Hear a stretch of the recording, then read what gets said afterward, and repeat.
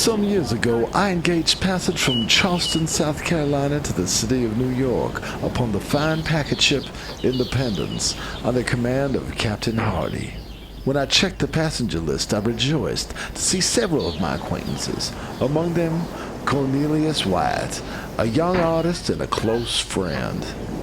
I observed his name was carded upon 3 staterooms and found that he engaged passage for himself, his wife, and his 2 sisters. What I found remarkable was the need for 3 rooms for just 4 persons. At first I concluded it was a servant's quarters, but then I began to think of his occupation, and I deduced it must have been for extra baggage, perhaps in the form of a priceless painting. On the day we sailed, I saw the box brought on board, and my suspicions were confirmed. Obviously, it had to be a painting.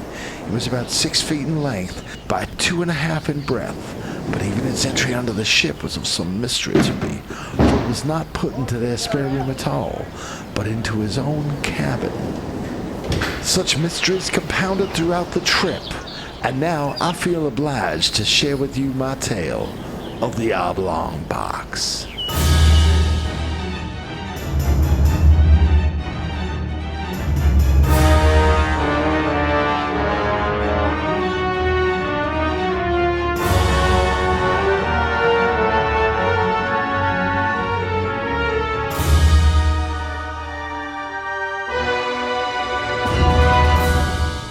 As Wyatt's party boarded, I was introduced around. There were the 2 sisters, the bride and the artist, the latter in one of his customary fits of moody misanthropy.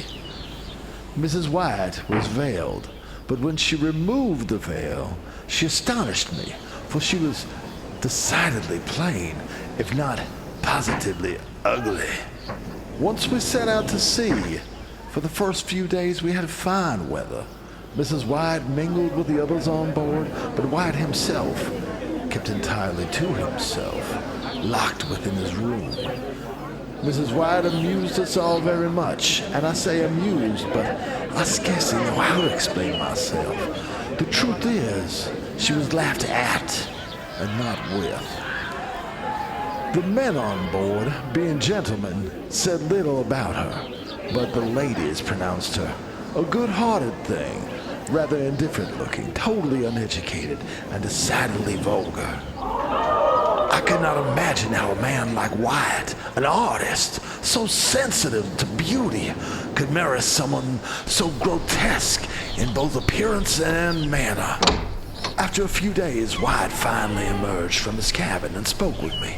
Naturally, I asked him about the nature of the oblong box, and said something about the peculiar shape of the thing. And as I spoke those words, I smiled knowingly. I winked. I touched him gently with my forefinger in the ribs, presuming he'd laugh and admit it was Leonardo's odd-shaped Last Supper or some such valuable. But his only reply was astonishment. His face grew very red, then pale, and he laughed until I thought he would explode. Then he fell flat and heavily upon the deck, and when I ran to uplift him, to all appearances, he was dead.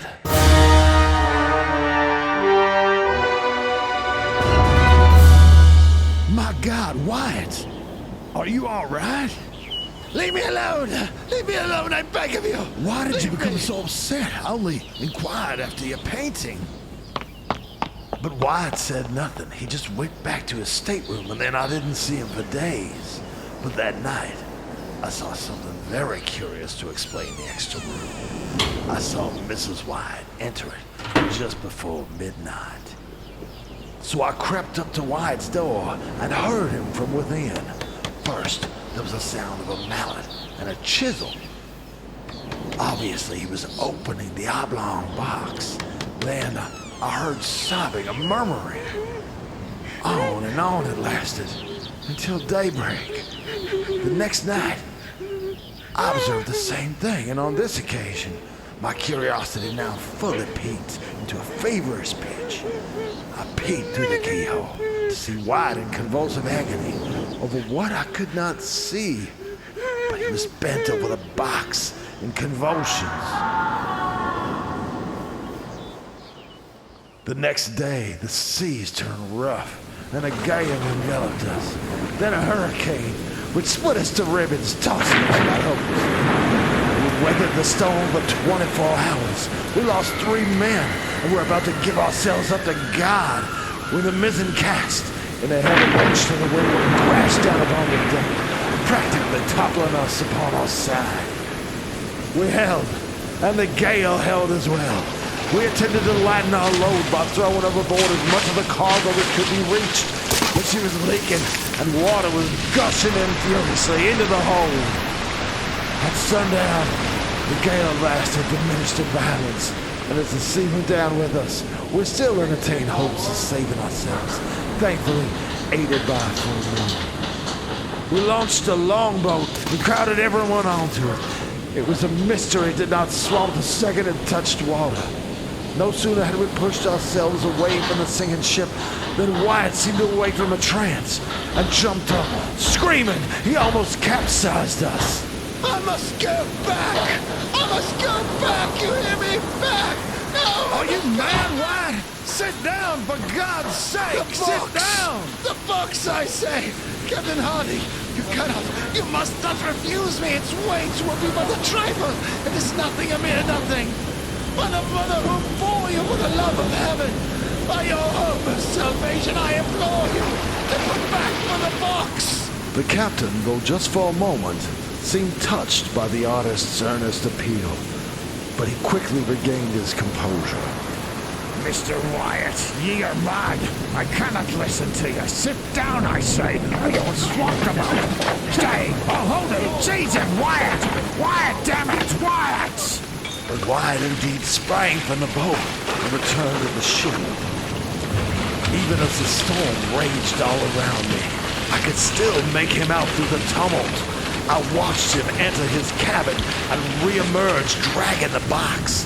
Then he strapped himself to it with ropes and jumped into the water attached to the box.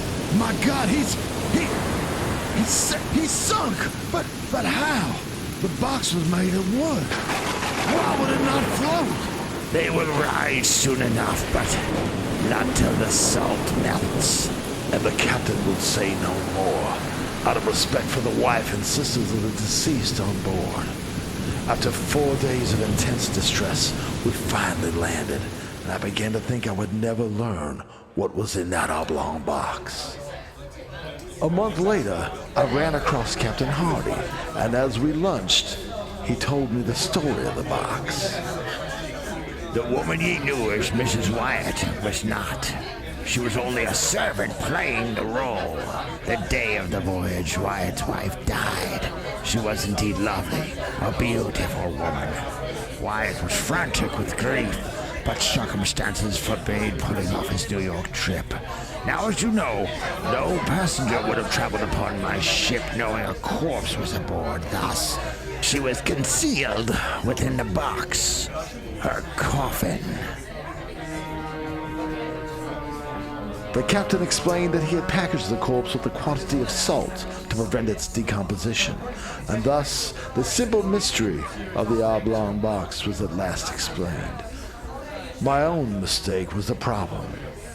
My discovery of only some of the facts during the voyage, but now that I know all, I shudder. For I alone heard Wyatt's insane gibbering and whimpering and sobbing in his cabin. I alone saw his convulsions. I'm the only unfortunate person who can conjecture what madness, what horrors he committed inside his cabin each night.